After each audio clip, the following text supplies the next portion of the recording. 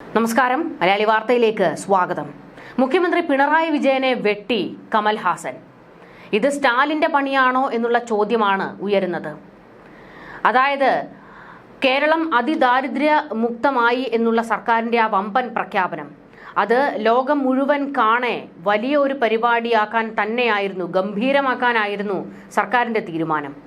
അതിൽ പ്രത്യേകം ക്ഷണിച്ചിരുന്നത്, അതായത് ഈ പരിപാടിക്ക് ഒരു തലപ്പൊക്കത്തിൽ കൊണ്ടുവരാൻ തീരുമാനിച്ചിരുന്നത് മമ്മൂട്ടി, മോഹൻലാൽ, കമൽഹാസൻ എന്നിവരെയൊക്കെ ആയിരുന്നല്ലോ. കഴിഞ്ഞ കുറേ ദിവസങ്ങളായി അതിന്റെ ചർച്ചകളും ഒരുക്കങ്ങളും ഒക്കെ തന്നെയായിരുന്നു നടന്നുകൊണ്ടിരുന്നത്. എന്നാൽ ഇപ്പോൾ മോഹൻലാലും കമൽഹാസനും ഈ പരിപാടിയിൽ നിന്ന് വിട്ടുനിന്നത് വലിയൊരു ചർച്ചയായി മാറിക്കൊണ്ടിരിക്കുകയാണ്. സർക്കാരിന്റെ കള്ളപ്രചരണത്തിൽ പങ്കെടുക്കാതെ ഇരുകൂട്ടരും മാറി നിന്നു എന്ന് ഒരു വഴിക്ക് ചില വാദങ്ങൾ ഉയരുന്നു. എന്നാൽ മറ്റൊരു വഴിക്കൂടെ ഇത് സ്റ്റാലിൻ പിണറായിക്ക് ഇട്ടുകൊടുത്ത പണിയാണ് എന്നുള്ള തരത്തിലും ചർച്ചകൾ വരുന്നു. അതായത് PM ശ്രീയിൽ ഒപ്പിട്ടത് പിണറായി സർക്കാരിന് വിനയായി എന്നുള്ളതാണ് ചർച്ച മറ്റൊരു തലത്തിൽ വഴിമാറാൻ കാരണം. സംസ്ഥാന സർക്കാർ എന്ത് പരിപാടിക്ക് വിളിച്ചാലും ഓടിയെത്തുന്ന ആളാണ് കമൽഹാസൻ. എന്നാൽ അതിദാരിദ്ര്യമുക്ത കേരളം എന്ന പരിപാടിക്ക് എത്തിയിട്ടില്ല. കമൽഹാസന് ചെന്നൈയിലും മോഹൻലാലിന് ദുബായിലും ചില പരിപാടികളിൽ പങ്കെടുക്കേണ്ടി വന്നതിനാൽ എത്താൻ കഴിയില്ല എന്ന് അവസാന നിമിഷം അറിയിക്കുകയായിരുന്നു. എന്നാൽ ഈ അവസാന നിമിഷത്തിലെ പിന്മാറ്റമാണ് ചർച്ചകൾക്ക് വഴിവെച്ചിരിക്കുന്നത്. മോഹൻലാൽ പങ്കെടുക്കാതിരുന്നത് ആശാ വർക്കർമാർ മോഹൻലാലിന് ഒരു കത്ത് അയച്ചിരുന്നു. അതായത് സർക്കാരിന്റെ ഈ കള്ളത്തരത്തിന് കൂട്ടുനിൽക്കരുത് എന്ന് പറഞ്ഞുകൊണ്ട്. അതുകൊണ്ടാണോ മോഹൻലാൽ ഇപ്പോൾ ഈ പരിപാടിയിൽ നിന്ന് മാറി നിന്നത് എന്നുള്ള ഒരു ചർച്ച ഒരു വഴിക്ക് നടക്കുമ്പോഴാണ് കമൽഹാസന്റെ വിഷയം പക്ഷേ PM ശ്രീയുമായി ബന്ധപ്പെട്ട് ചില മാധ്യമങ്ങൾ ചർച്ചയാക്കി വിട്ടിരിക്കുന്നത്. പ്രത്യേകിച്ച് സോഷ്യൽ മീഡിയയിലും ഇത് ഇപ്പോൾ ചർച്ചയായി മാറിക്കൊണ്ടിരിക്കുന്നുണ്ട്. അതായത് പിണറായി സർക്കാർ PM ശ്രീയിൽ ഒപ്പുവെച്ചത് തമിഴ്നാടിന് അങ്ങോട്ട് ഇഷ്ടപ്പെട്ടിട്ടില്ല എന്ന്. കാരണം സ്റ്റാലിനും പിണറായി വിജയനും ചങ്കും ചങ്കുമാണ് എന്നൊക്കെയാണല്ലോ പറച്ചിൽ. അങ്ങനെ ഒരു ചങ്ക് കാലുവാരിയതിന്റെ കലിപ്പിൽ സ്റ്റാലിൻ കൊടുത്ത പണിയാണിതെന്ന വിമർശനം വരികയാണ്. PM ശ്രീയിൽ തമിഴ്നാട് ഒപ്പിട്ടിട്ടില്ല. എന്നാൽ കേരളം ധാരണാപത്രത്തിൽ ഒപ്പിട്ടു. അത് വലിയ പൊട്ടിത്തെറിക്കാണ് കേരളത്തിൽ വഴിവെച്ചതും. DMKയുടെ പിന്തുണയുള്ള രാജ്യസഭാ അംഗമാണ് കമൽഹാസൻ. ഈ സാഹചര്യത്തിലാണ് കമൽഹാസൻ എത്താത്തത് എന്നുള്ള സൂചനയാണ് പുറത്തേക്ക് വരുന്നത്. അതായത് സ്റ്റാലിൻ പറഞ്ഞു ഈ പരിപാടിക്ക് പോകണ്ട, അതുകൊണ്ട് കമൽഹാസൻ എത്തിയില്ല എന്ന്. അതിദാരിദ്ര്യമുക്തം പ്രഖ്യാപന ചടങ്ങിന് ചെലവ് 1.5 കോടി രൂപയായിരുന്നു.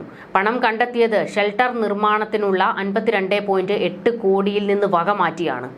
ഇത് സംബന്ധിച്ച് ഒക്ടോബർ 26-ന് തദ്ദേശ വകുപ്പ് ഉത്തരവ് പുറത്തിറക്കിയിട്ടുണ്ട്.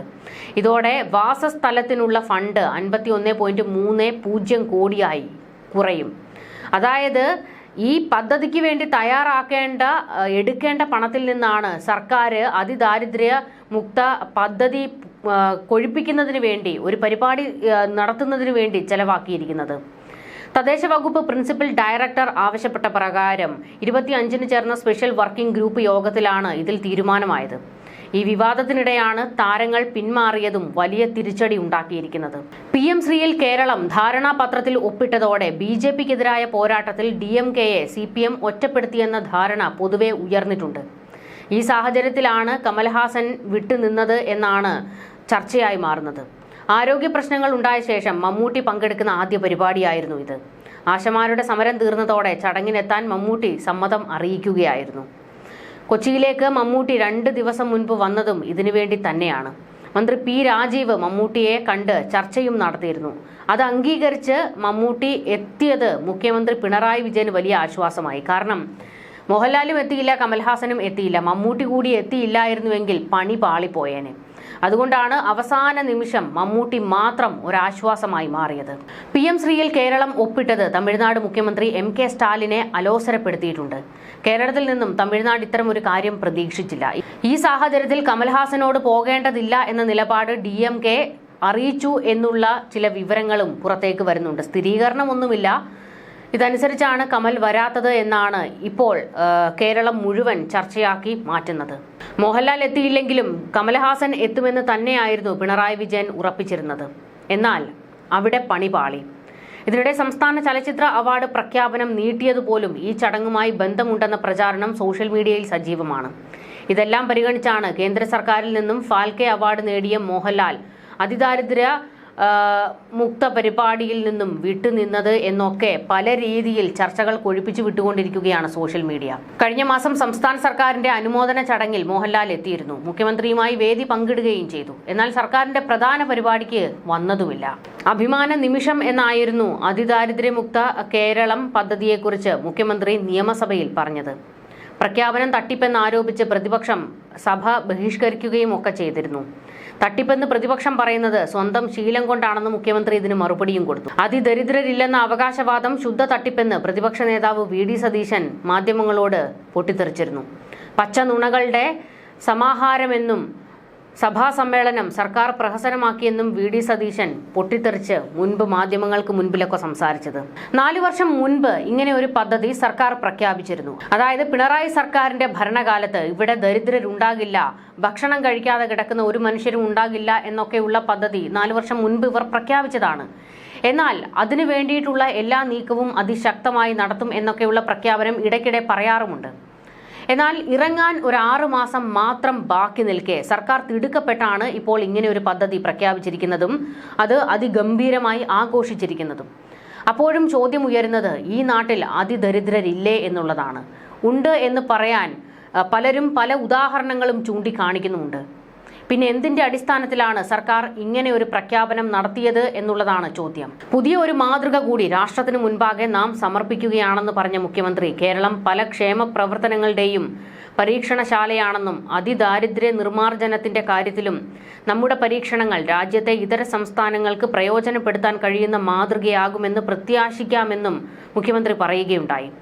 ദേശീയ പ്രസ്ഥാനം 1 നൂറ്റാണ്ട് മുൻപുയർത്തിയതാണ് ഭാഷാ സംസ്ഥാനങ്ങളുടെ രൂപീകരണം. പക്ഷേ സ്വാതന്ത്ര്യ ലബ്ധിക്ക് ശേഷമുള്ള ആദ്യ നാളുകളിൽ ഇതിനായി ദീർഘമായ പോരാട്ടങ്ങൾ വേണ്ടിവന്നു. ഈ പോരാട്ടങ്ങളുടെ പരിണിത ഫലമാണ് ഐക്യ കേരള രൂപീകരണം.